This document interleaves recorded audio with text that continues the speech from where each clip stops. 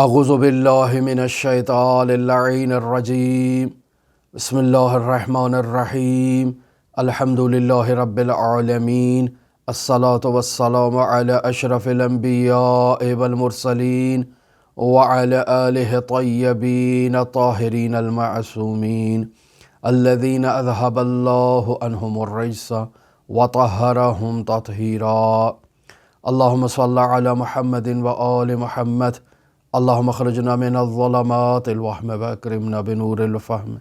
اللہم افتح علینا ابواب رحمتک وانشر علینا خزائن علومک برحمتک یا ارحم الراحمین۔ عزیزان محترم، کتاب وسائل الشیعہ ابواب جہاد بالنفس چوتھا باب اور 17ویں حدیث کے ساتھ ہم آپ کی خدمت میں حاضر ہوئے ہیں۔ امام جعفر صادق علیہ آلاف و تحیت بثنا سے یہ حدیث نقل ہے۔ عن ابی عبداللہ علیہ السلام قال، حضرت امام جعفر صادق آل محمد ارشاد فرماتے ہیں، المؤمن حلیم لا یجہل، مؤمن حلیم ہوتا ہے اور یہ مؤمن جو حلیم ہے یہ جہالت نہیں رکھتا ہے، یہ جاہلانہ رفتار نہیں اپناتا، یہ جاہلانہ گفتگو نہیں کرتا، اپنی لگام کو خود تھام کے رکھتا ہے، اپنی لگام کو کھلا نہیں چھوڑ دیتا ہے۔ یعنی مومن اپنے آپ کو کنٹرول کرتا ہے، یعنی مومن عقیدے پر قائم رہتا ہے، اپنے نظریے پر قائم رہتا ہے اور اپنے عقیدے اور نظریے کو برقرار رکھنے کے لیے یہ مومن باقاعدہ مراقبہ کرتا ہے۔ عزیزان محترم، آپ کی خدمت میں اس نقطے کو بیان کرتے چلوں کہ 3 خصوصیات ایسی ہیں جو انسان میں پائی جانی چاہیے۔ یعنی اگر آپ ہم سے سوال کریں کہ زندگی کیا ہے، اور پہلے بھی میں اس سوال کے جواب میں اسی شعر کو بیان کر چکا ہوں کہ ان الحیات عقیدۃ و جہاد، اگر آپ سے سوال کیا جائے کہ زندگی کسے کہتے ہیں تو عزیزان محترم بہت ہی خوبصورت شعر ہے کہ زندگی عقیدے اور جہاد کا نام ہے۔ بعض لوگوں نے کوشش کی ہے کہ اس شعر کے فقرے کو حضرت سید الشہداء علیہ آلاف و تحیت وثنا کے ساتھ منسوب کیا جائے کہ یہ حضرت سید الشہداء کا جملہ ہے۔ در واقع یہ حضرت سید الشہداء کا جملہ نہیں ہے، اور علماء نے اس میں اپنی رائے یہی قائم کی ہے۔ مثلا شہید مطہری کی یہ رائے ہے، علامہ تقی جعفری کی رائے بھی یہی ہے کہ یہ امام حسین کا جملہ نہیں ہے بلکہ ایک شاعر کا شعر ہے۔ جیسے مرحوم محمد باقر الصدر کے کلمات میں بھی یہ کلمہ موجود ہے کہ انہوں نے بھی یہ فرمایا کہ ان الحیات عقیدۃ و جہاد، کہ زندگی کیا ہے؟ عقیدہ ہے اور جہاد ہے۔ پس عقیدہ اور جہاد نہایت اہمیت رکھتا ہے، یعنی عقیدہ ہوگا اور انسان اس عقیدے کے مطابق عمل کو انجام دے گا، یہ زندگی ہے۔ پس ایک مومن کے وجود میں ایمان حقیقی کے لیے 3 چیزوں کا ہونا ضروری ہے۔ پہلی چیز یہ کہ اس کے پاس عقیدہ ہونا چاہیے، عقیدۃ فی التوحید، توحید کے بارے میں اس کا عقیدہ، عقیدۃ فی النبوہ، یعنی اس کا رسول خدا صلی اللہ علیہ وآلہ وسلم اور امامت کے بارے میں اس کا عقیدہ ہونا چاہیے، وعقیدۃ فی المعاد، اور اس کا معاد کے بارے میں، قیامت کے بارے میں عقیدہ ہونا چاہیے۔ اب ایک انسان کا عقیدہ ہے اللہ کی ذات پر، اور وہ اس بات پر معتقد ہے کہ اللہ نے اس انسان کی ہدایت کے لیے،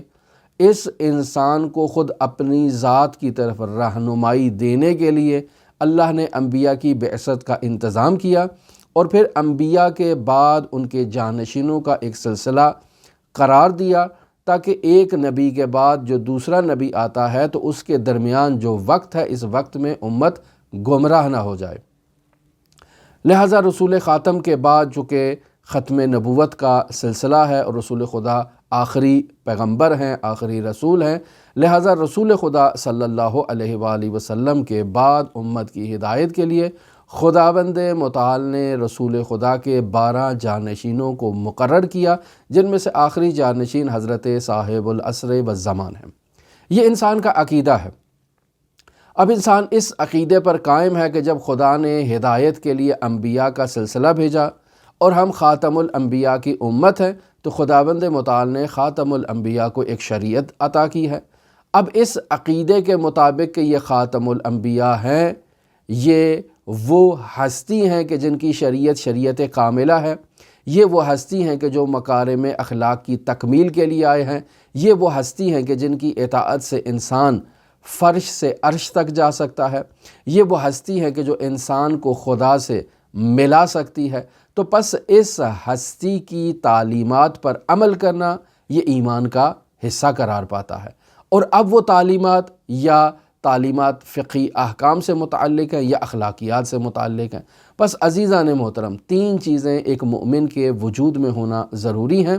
پہلا، عقیدہ جو بیان ہوا آپ کی خدمت میں، اور پھر اس عقیدے کے مطابق عمل اور اخلاق، یہ ایک مومن کے وجود میں ہونا ضروری ہے۔ پس ایک انسان کامل بننا چاہتا ہے، جامع بننا چاہتا ہے، تو ایسے انسان کو اسلام پر عمل کرنا چاہیے جو جامع دین ہے۔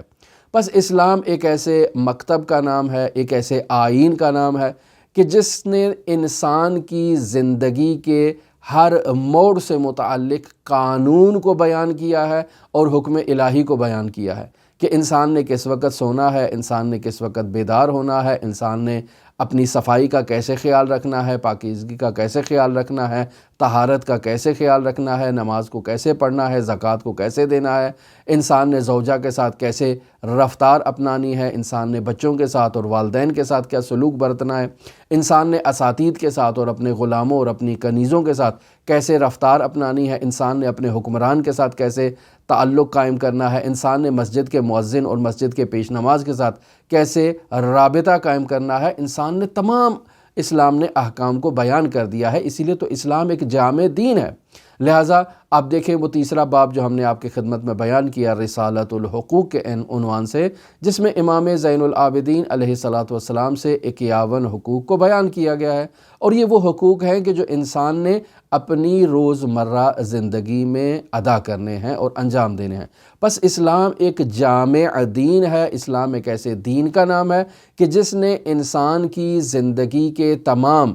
جو مراحل ہیں ان سے متعلق جو ہے وہ حکم کو بیان کیا ہے۔ اب انسان جو عقیدہ رکھتا ہے توحید پر، انسان عقیدہ رکھتا ہے ختم نبوت پر، انسان عقیدہ رکھتا ہے کہ رسول خدا صلی اللہ علیہ وآلہ وسلم کی شریعت جامع ہے، کامل ہے، اس انسان کا یہ وظیفہ ہے کہ اپنے عقیدے کے مطابق جہاد کرے، یعنی عمل کرے، یعنی اپنے عقیدے پر پائیداری کا اظہار کرتے ہوئے اسلامی تعلیمات پر عمل کرے اور انہیں جو ہے وہ عمل کے ذریعے سے اپنے اسلام کا اظہار کرے۔ اب جب عمل کرے گا تو اس میں اخلاقیات بھی انسان کے لیے آ جائیں گی۔ اب سوال یہ پیدا ہوتا ہے کہ انسان نے ان دینی حقائق سے خود کو آراستہ کر کے کرنا کیا ہے؟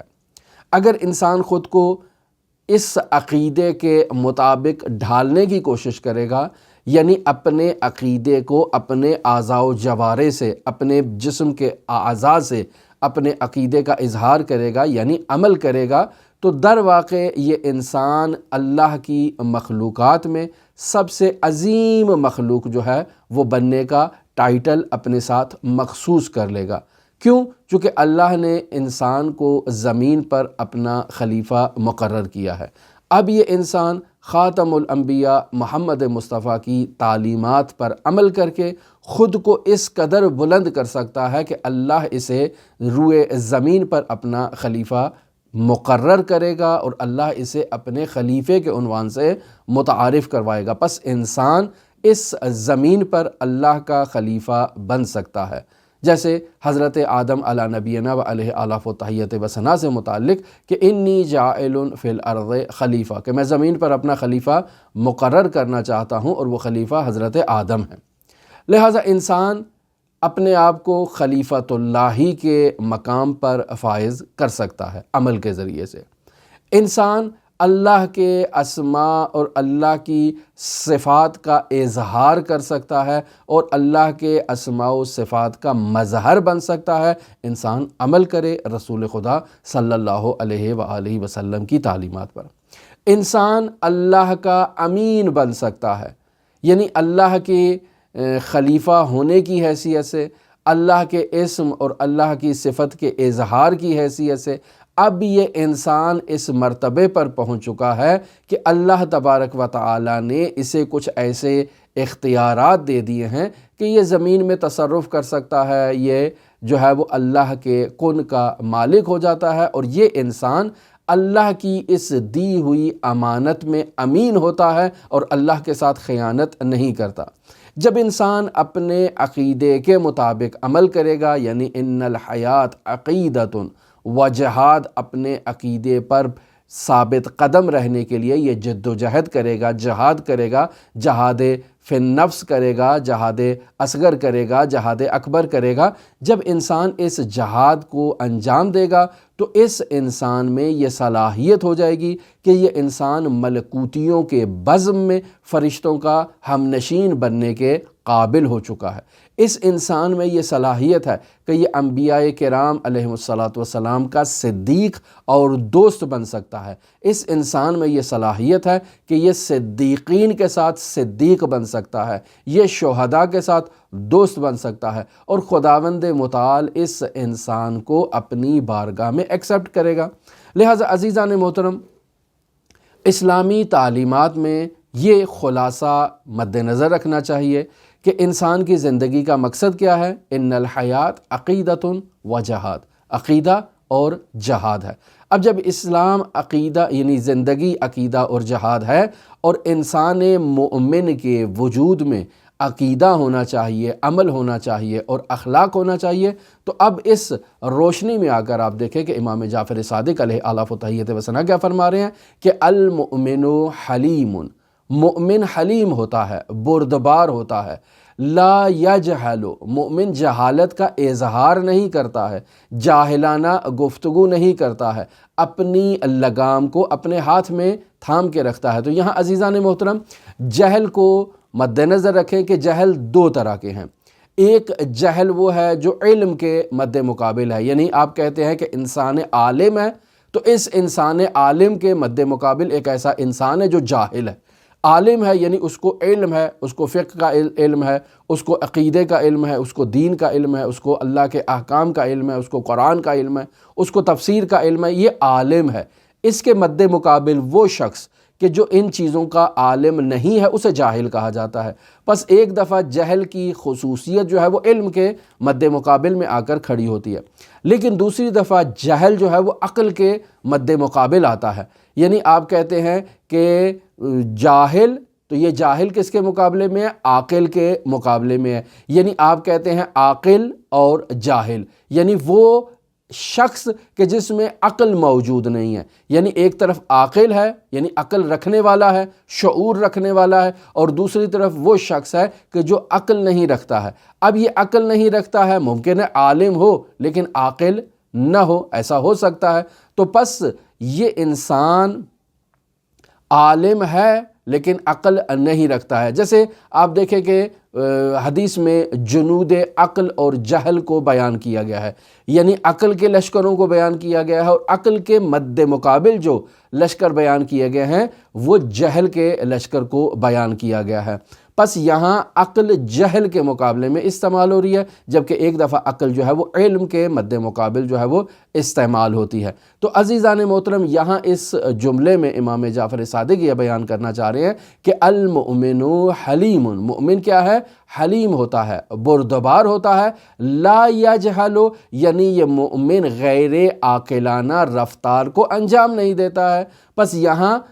جہل جو ہے وہ عقل کے مد مقابل استعمال ہوا ہے کہ مومن ایسی گفتگو نہیں کرتا جو جاہلانہ گفتگو ہو۔ مومن اپنی لگام کو خود اپنے ہاتھوں میں تھام کے رکھتا ہے، کسی دوسرے کے حوالے نہیں کرتا۔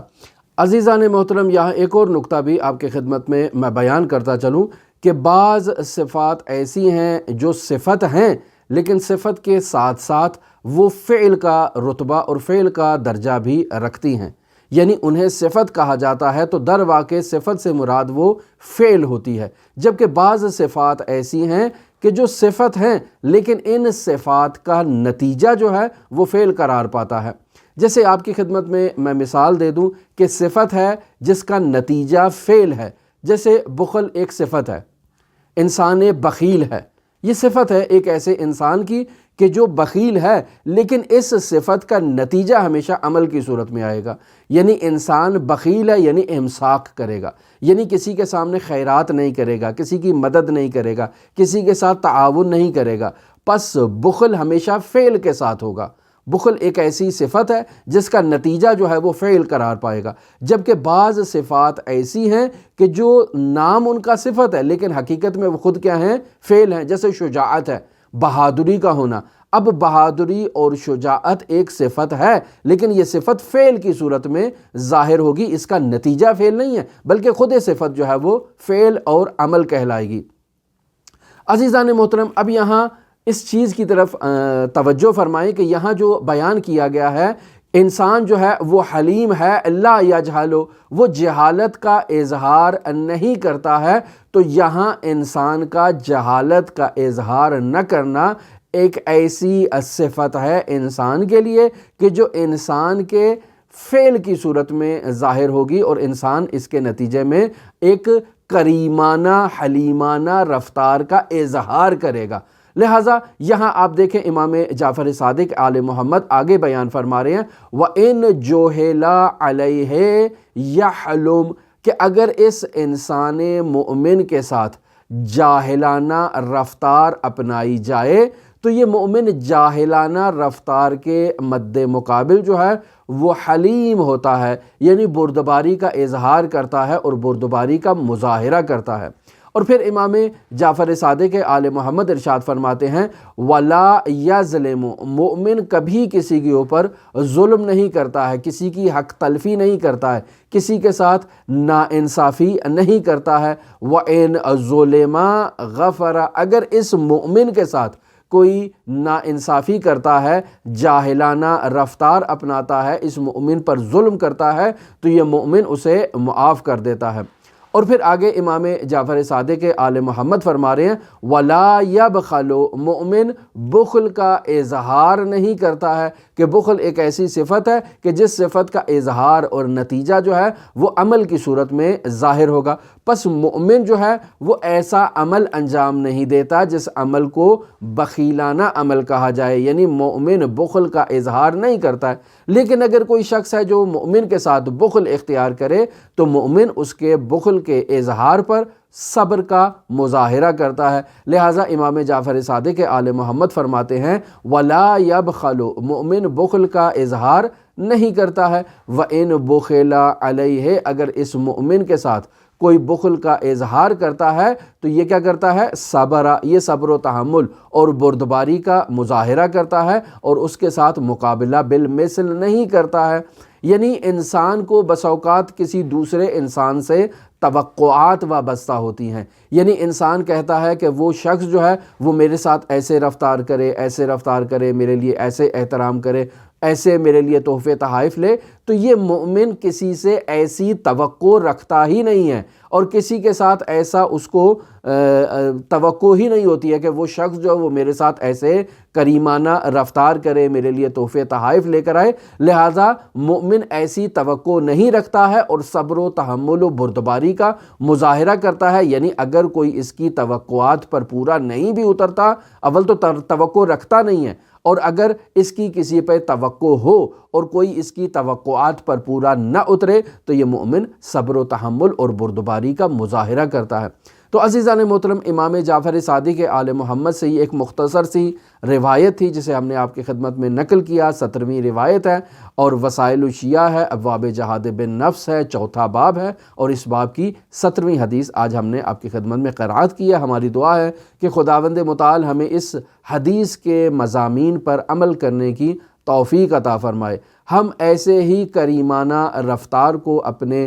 وجود کا حصہ قرار دیں، اور ہم ہمیشہ جہالت سے دوری اختیار کریں۔ حضرت صاحب العصر والزمان کے ظہور میں تعجیل کی دعا کے ساتھ آپ تمام مؤمنین کے لیے امام علی ابن موسیٰ الرضا علیہ الاف و تحیت و ثنا کے نورانی حرم میں نائب و زیارہ بھی ہیں اور دعا گو بھی ہیں۔ اللہم صلی علی محمد و آل محمد وعجل فرج قائم آل محمد۔